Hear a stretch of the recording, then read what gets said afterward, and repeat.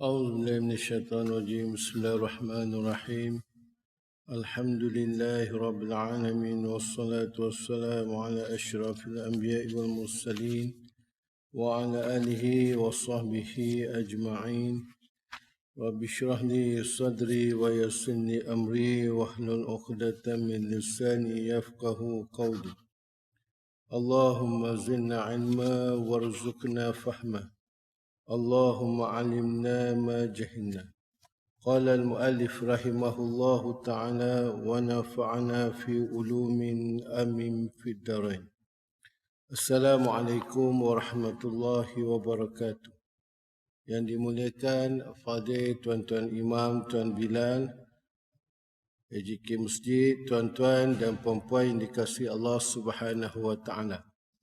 Pertamanya marilah kita syukur kehadap Allah Subhanahu wa taala kerana dikekalkan nikmat iman dan Islam pada diri kita, dan Allah Subhanahu wa taala memilih kita untuk hadir terlebih awal sebelum kita sama-sama menunaikan solat Zuhur secara berjemaah. Dan di kesempatan ini marilah kita kongsikan beberapa perkara. Moga-moga ianya memberi manfaat kita bersama insya-Allah.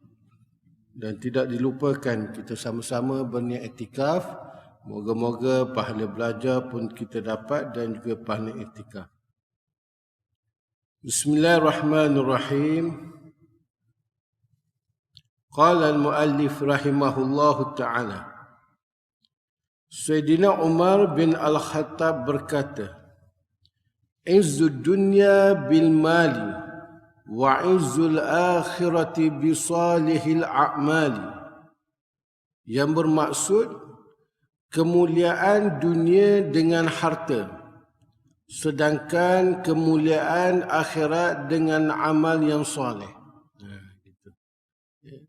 Ini berkenaan dengan kelakuan adab yang baik. Bahawasanya Sayyidina Umar Al-Khattab mengatakan bahawasanya kemuliaan dunia dengan harta. Kalau kita ada harta, orang muliakan kita. Tapi kalau kita tak ada harta, maka orang tak mana-mana dengan kita. Ada tak ada kita sama aja. Tapi kalau ada kita ni ada harta, kita ni berpangkat umpamanya, kalau tak balik raya tu, kalau pergi berjumpa mana-mana tu, mesti orang tanya kita ni, kawan ni tak balik ke? Nak kamu yang ni tak balik ke? Padahalnya 9 orang anak tu semua balik, seorang je yang tak balik. Tapi yang tak balik tu berkata, yang balik tu semua boleh lepas-lepas diri je. Jadi ini realiti ke dunia. Dunia memang begitu. Kalau kita ni lebih pada harta kita ni, banyak harta kita ni, maka jadi mulia kita. Itu sebab orang duk berebut menambahkan harta agar mendapat kemuliaan. Jadi orang pandang dia pun persepsi itu 50% tu dah memuliakan dia dah. Tak bercakap lagi, baru turun kereta je. Dia lain tuan-tuan. Orang sambut kita. Kalau kita turun kereta Camry, dengan kita turun kereta Kenari, lain orang sambut kita. Itu memang keadaan, realiti dunia begitulah. Kemuliaan akhirat dengan amal yang soleh. Tapi kalau kita nak di akhirat kita ni mulia, maka perbanyakkan amal soleh, amal yang baik. Maka kalau kita buat amal soleh yang banyak, maka walaupun di dunia kita tak dapat kemuliaan, tapi kita mendapat kemuliaan di akhirat. Jadi rugilah. Rugilah bagi kita ni, dekat dunia pun orang tak muliakan kita, kita tak dapat kemuliaan. Di akhirat pun kita tak dapat kemuliaan. Dekat dunia dah susah. Jadi sayang orang macam ni. Dekat dunia Allah Ta'ala berikan rezeki dia tu kadang-kadang tak cukup pun dengan keperluan dia. Maknanya orang susah lah. Dah lah susah, semayang pun tidak. Lagi lah. Kurang-kurangnya kalau susah semayang, dia dapat kemuliaan di akhirat. Allah Ta'ala luaskan kubur dia. Dapat kubur dia menjadi satu taman daripada taman syurga Allah. Tapi ini dah lah, setengah orang dah lah susah nak mencuri mencuri, buat maksiat, tak semayang, tak puasa. Jadi dunia pun dia tak dapat kemuliaan, akhirat pun dia tak dapat kemuliaan. Ini rugi.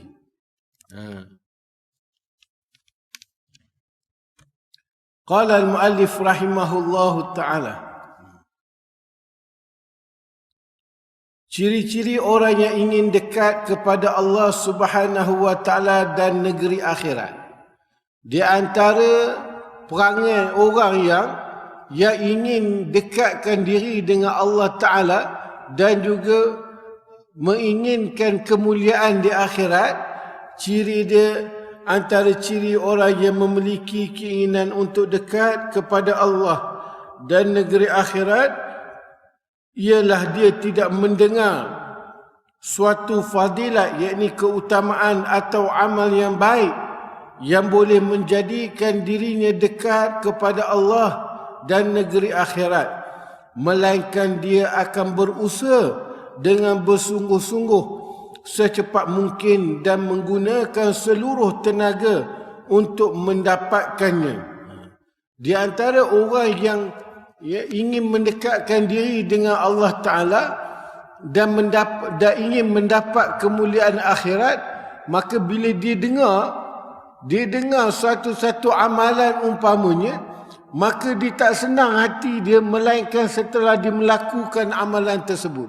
Ini di antara ciri orang yang ingin mendekatkan diri dengan Allah. Macam kita lah. Kalau kita nak baik dengan orang atasan umpamanya. Jadi bila kita tahu orang atasan tersebut, suka benda tu, suka benda ni, maknanya. Jadi kita akan segera untuk memenuhi keinginan orang tersebut. Begitu juga bila dia tahu Allah Ta'ala suka pada orang yang melakukan amal kebaikan, maka hati dia ni tidak akan senang, melainkan dia telah melakukan perkara-perkara yang baik.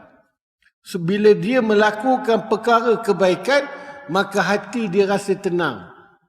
Sebab orang yang nak mendekatkan diri dengan Allah Ta'ala ini, bila dia telah melakukan perkara yang Allah Ta'ala suka, Allah Ta'ala sayang, maka hati dia baru tenang. Ini orang yang nak mendekatkan diri dengan Allah Ta'ala.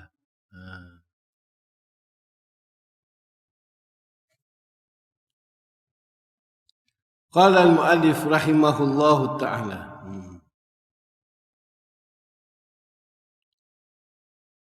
Dan akan berusaha mengamalkan fadilat ataupun perkara-perkara yang sunat yang didengar walaupun hanya sekali seumur hidup. Sesungguhnya buah ilmu adalah amalan. Dia perkara contoh macam sunat tasbih umpamanya. Sunat tasbih ni lama. Kalau orang tak biasa buat, memang rasa lama lah. Tapi disebabkan fadilat dia tu begitu besar, maka kalau boleh seumur hidup sekali, kita kena buat solat tasbih.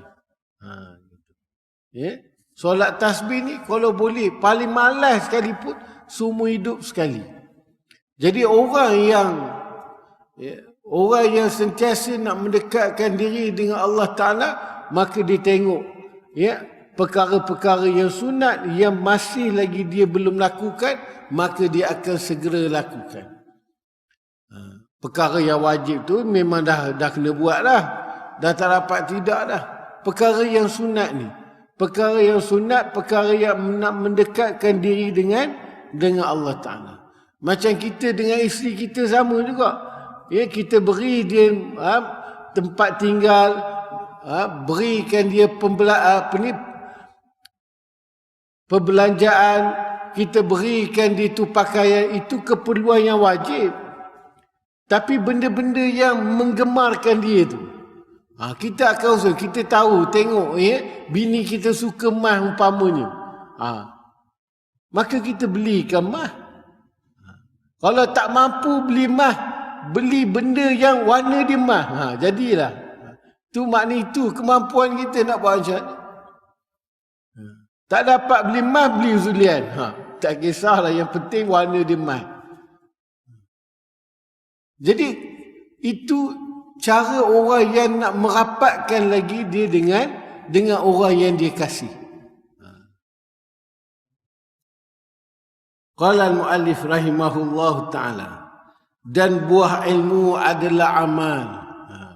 Ilmu itu umpama pokok, umpama pokok.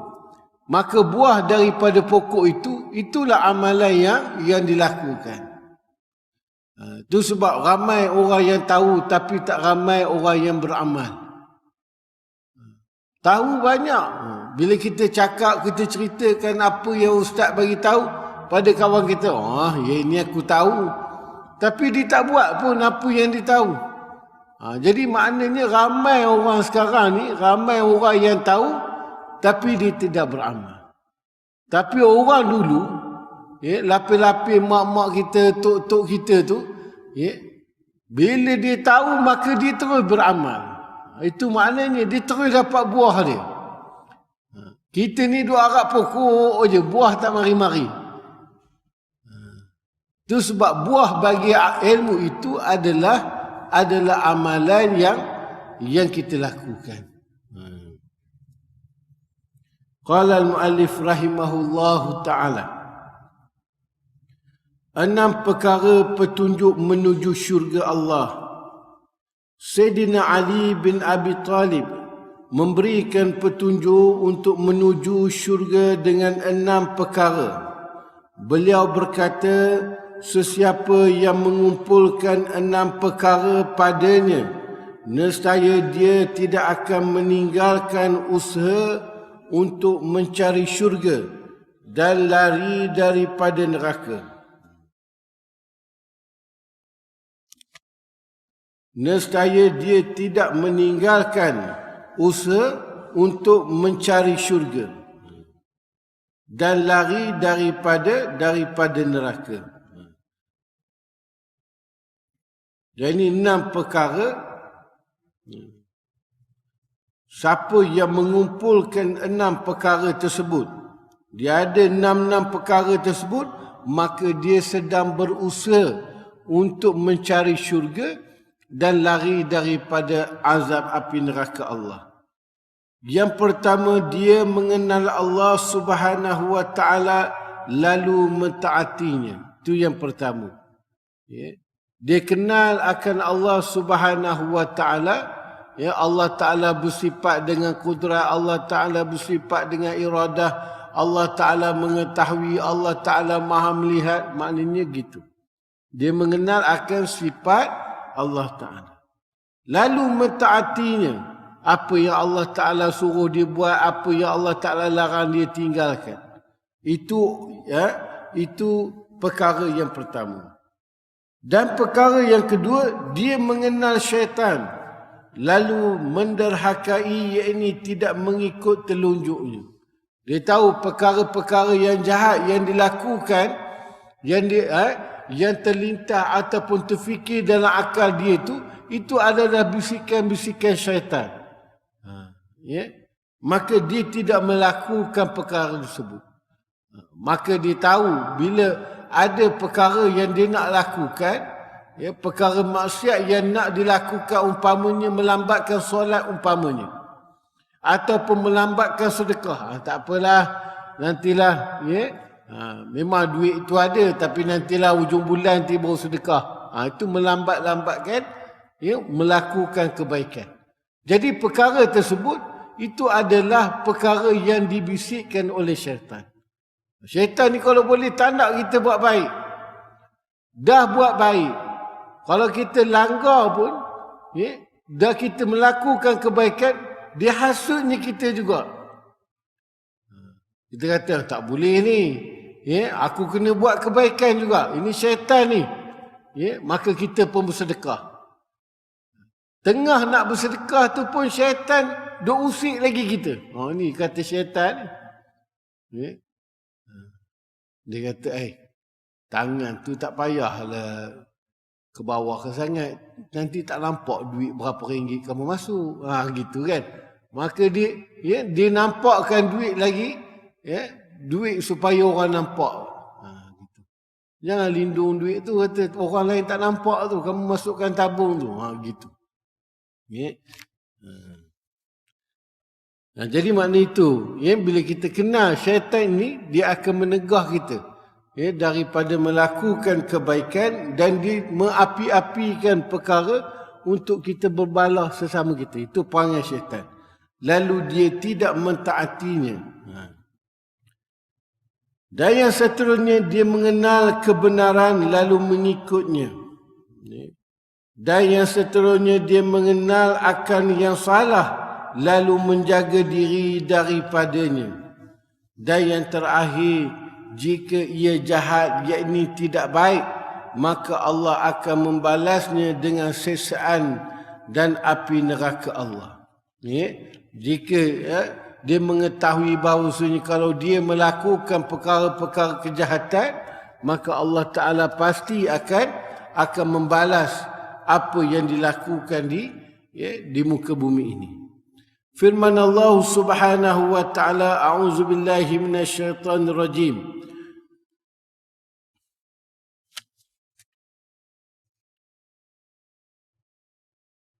Ya'lamu kha'inatal a'yuni wa ma tukhfi suduri. Ini Allah mengetahui pengkhianatan pandangan mata seseorang, iaitu mata mencuri-curi pandang kepada yang haram, serta mengetahui akan apa yang tersembunyi di dalam hatinya. Dan yang seterusnya, dia mengenal dunia lalu menolaknya.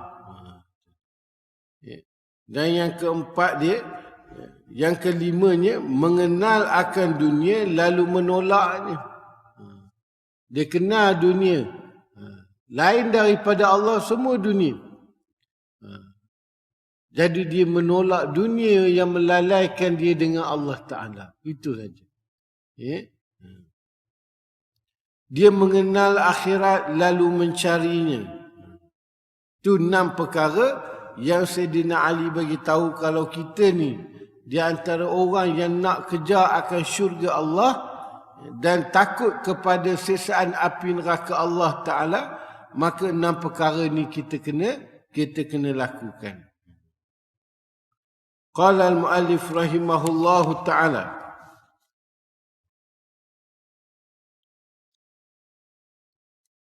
Sayyidina Anas berkata, Rasulullah sallallahu alaihi wasallam bersabda, Huffatil jannatu bil makarihi wa huffatin naru bis syahawati. Syurga dikelilingi dengan perkara-perkara yang tidak menyenangkan dan neraka dikelilingi dengan kesenangan-kesenangan. Kita nak tengoklah keadaan syurga ini, perkara yang kita tak suka, kalau kita harungi, maka kita akan mendapat syurga Allah. Dikelilingi dengan perkara-perkara yang tidak menyenangkan. Kita nak bangun subuh, bukan senang tu, kan? Kalau dah bangun subuh tu, itu mentiar saja. Bismillahirrahmanirrahim. Berkata Sayyidina Abbas, yang bermaksud Nabi SAW bersabda, syurga dikelilingi dengan perkara-perkara yang tidak menyenangkan. Susah. Macam mana kita nak maafkan orang yang mana orang tu telah menyakitkan hati kita. Asal jumpa je mulut dia memang menyakitkan hati. Tiba-tiba raya nak maafkan dia. Susah. Sebelum masuk puasa nak maafkan dosa semua orang pada kita. Yang mana orang tu bila berjumpa pun memang menyakitkan hati. Kadang-kadang muka dia pun sakit hati kita. Tak bercakap, belum lagi dia bercakap. Baru ditunjuk muka dah. Kita tengok muka dia dah sakit hati dah. Dengan moncornya, dengan muka, tarik mukanya kan. Tiba-tiba bila nak masuk Ramadan ni, kita nak maafkan dia. Allahu Akbar kan. Dekat sahur dia bagi sakit hati. Jadi bila kita memaafkan dia, maka itulah perkara-perkara yang tidak disenangi, yang boleh menyebabkan kita masuk dalam syurga Allah. Itu bukan senang tuan-tuan. Kita nak maafkan orang tu. Sebab yang kena zalim tu diri kita. Yang orang yang minta maaf tak apa dia menzalimkan kita. Jadi bila kita dapat maafkan orang tu, itu satu pengorbanan yang besar. Kita maknanya maaf tu melupakan apa yang telah dilakukan kepada kita. Itu baru betul-betul maaf. Kalau dia masih teringat lagi, itu tak maaf pun kan. Itu break sekejap je. Dan dikelilingi neraka itu dengan perkara-perkara yang kesenangan. Senang sangat nak masuk neraka kan. Benda yang berlaga dengan hawa nafsu kita. Macam baca Quran, itu bukan berlaga dengan hawa nafsu kan. Buka aja Quran tak. Kejap pinggang gatal, kejap kepala gatal, itu pula gatal ni. Sebelum buka baca Quran tu tak ada gatal pun. Elok kalau menyembang tu, kalau kedai mamak tu elok sejam 2 jam kan. Tak ada rasa gatal kat kepala, gatal kat pinggang, tak ada. Tapi kalau dekat masjid dengan ada airconnya, dengan kapet tebalnya kan. Boleh ada kiri kanan badan dia bergatal. Bila nak baca Quran. Itu makna perkara-perkara yang tidak berlaga dengan nafsu. Qala al-muallif rahimahullahu ta'ala.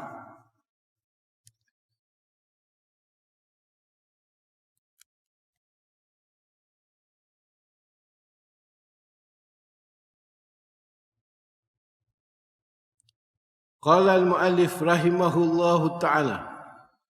Orang yang beriman bukan sahaja perlu menjaga dan mengawasi anggota zahirnya, malah lebih penting menjaga dan mengawasi hatinya, kerana ia raja kepada seluruh anggota yang lain. Di sinilah perlunya muraqabah, iaitu merasakan selalu diperhatikan oleh Allah Subhanahu wa taala setiap detik dan saat, yang akan menjadikan insan memiliki kesedaran untuk sentiasa rajin melaksanakan perintah dan menjauhi larangan Allah. Jadi muraqabah ini salah satu cara untuk kita mendekatkan diri dengan Allah. Bila kita merasakan bahawasanya Allah Ta'ala sentiasa melihat apa yang kita lakukan, maka sudah pasti kita akan melakukan perkara yang disuruh oleh Allah Ta'ala, dan kita tidak akan melakukan perkara yang ditegah oleh Allah. Macam bos kita, kalau kita tahulah bos kita duk perhati kita, nescaya kita tidak akan melakukan perkara yang dilarang oleh bos kita. Sebab kita tahu kita ni diperhati. Tapi kalau kita tahu bos kita outstation, memang tak ada bos lah. Jadi perkara yang bos kita larang, itu yang kita buat lah. Sebab waktu dia ada tak boleh nak buat. Lagi dia kata, kenapa aku dah bagi tahu dalam isyarat tak boleh buat. Kenapa buat? Saya nampak awak dekat CCTV. Pula dah. Kebetulan dia ada. Ini bila tahu dia outstation. Jadi muraqabah ini kita mengetahui bahawasanya Allah Ta'ala sentiasa memerhati kita. Apa yang ada zahiriah kita pun Allah Ta'ala tahu. Allah Ta'ala melihat. Batiniah pun Allah Ta'ala Allah Ta'ala melihat dan juga Allah Ta'ala mendengar apa lintasan-lintasan dalam hati kita.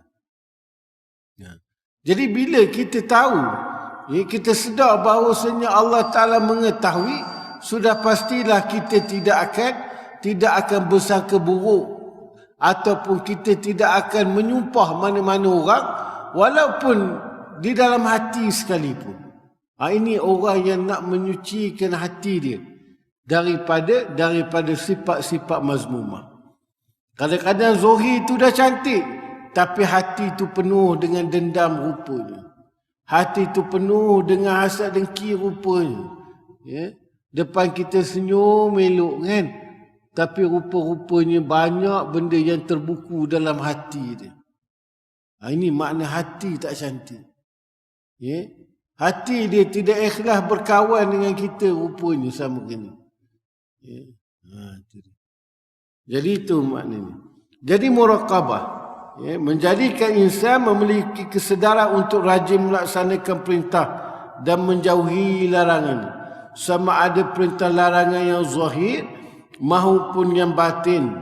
Ia akan menjadikan insan sebagai hamba yang selalu dalam syariat Allah, dalam gerak dan diamnya, ketika bersama orang lain atau bersendiriannya. Jadi orang betul-betul orang yang takutkan akan Allah Ta'ala, waktu orang ada pun dia tidak melakukan perkara yang dilarang oleh Allah, dan waktu orang tak ada, dia tidak akan melakukan perkara yang dilarang oleh Allah. Orang tengok dia pun dia tak makan rasuah, orang tak ada tengok dia pun dia tak makan rasuah. Itu betul. Sebab apa dia tak makan rasuah tu? Dia tak ambil walaupun dia memang perlu. Dia memang perlu sangat. Dengan anak nak masuk asramanya, dengan anak nak masuk sekolahnya kan.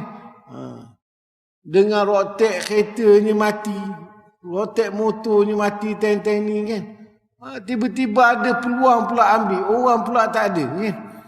Jadi dia tak ambil benda tu. Walaupun dia perlukan. Sebab apa? Ditakutkan sisaan Allah Subhanahu wa Ta'ala. Jadi ini orang yang betul-betul muraqabah. Dia mengetahui bahawasanya kalau orang tak melihat apa yang aku lakukan, tapi Allah Ta'ala melihat apa yang aku lakukan. Itu dia. Ini orang yang betul-betul takutkan akan Allah Ta'ala waktu adanya manusia dan juga waktu dia bersendirian. Qala al-mu'allif rahimahullahu ta'ala, dalam gerak dan diamnya, ketika bersama orang lain atau bersendirian, ketika dilihat orang ataupun tidak dilihat, dalam keadaan kemewahan ataupun kesempitan. Waktu dia mewah pun dia tidak menzalimi ataupun mengkhianati orang. Dan juga waktu dia dalam kesempitan pun dia tidak mengkhianati amanah yang diberikan orang kepada dia. Orang nak suruh jaga perkara harta benda umpamanya, maka walaupun di dalam keadaan terdesak, dia tidak akan khianat apa yang diamanahkan kepada dia. Ini betul-betul orang yang bersifat dengan muraqabah, yakni merasakan Allah Ta'ala memerhatikan gerak-geri zahir dan juga batin pada diri dia. Allah Subhanahu wa Ta'ala berfirman, wa kana Allahu ala kulli syai'in raqiba, dan Allah Ta'ala sentiasa mengawasi setiap sesuatu. Dan lagi firman Allah Ta'ala, wa huwa ma'akum aynama kuntum wallahu bima ta'maluna basir. Dan ilmu Allah mengetahui ia di mana sahaja kamu berada, dan Allah Maha melihat akan apa yang kamu kerjakan. Allah Ta'ala mengetahui apa yang kita kerjakan. Dan lagi firman Allah Ta'ala, innani ma'akuma asma'u wa ara. Yang bermaksud, janganlah kamu takut, yakni sesungguhnya aku akan bersama kamu berdua untuk menjaga dan memelihara. Aku mendengar dan melihat.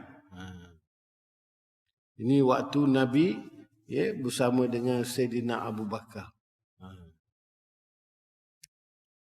Jadi nak cerita ni, apa yang berlaku ni, semua Allah Ta'ala mengetahui. Semua Allah Ta'ala maha melihat.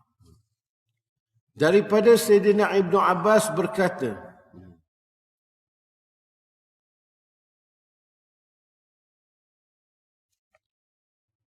Kuntu khalfan Nabi yawman, faqala ya gulam, inni u'allimuka kalimatin, ihfazillah yahfazka, ihfazillah tajidhu tujahaka, iza sa'ata fas'alillah, wa iza sta'anta fasta'in billah.